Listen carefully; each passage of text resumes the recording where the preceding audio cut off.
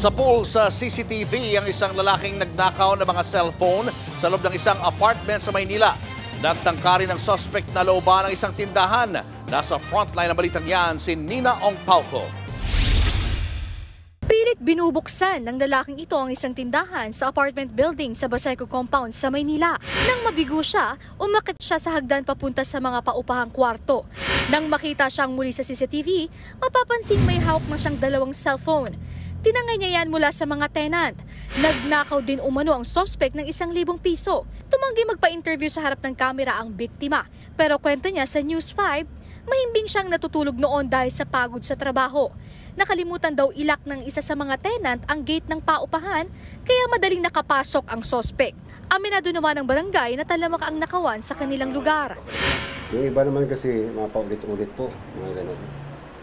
Pagkalabas, titira na naman. Halimbawa, nakuha ang cellphone, na-recover, kilala niya rin. Ngayon, ang effort naman ng barangay sa kakapulisan para makuha lang. Pagdating naman doon, dito, ayun nilang tuluyan. Total na bawi naman po yung cellphone. Naibalik na ang isa sa mga cellphone matapos itong isauli ng ina ng suspect. Pero hindi pa rin nahahanap ang isa pang cellphone at ninakaw na pera. Patuloy na tinutugis ang suspect. Paalala naman ng mga otoridad. So, ang ko lang sa mga kabarangay namin, na sana bago sila matulog o kahit hindi pa matulog, kailangan nakasip yung pinto o nakalak ng maayos. Kasi dyan sila magaling, lalo ng mga bintana. Nagbabalita mula sa Frontline, Nina Ong Pauco, News 5.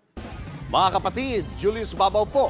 Para sa komprehensibo at makabuluhang balitaan at talakayan, mag-follow at mag-subscribe na sa social media pages ng News 5.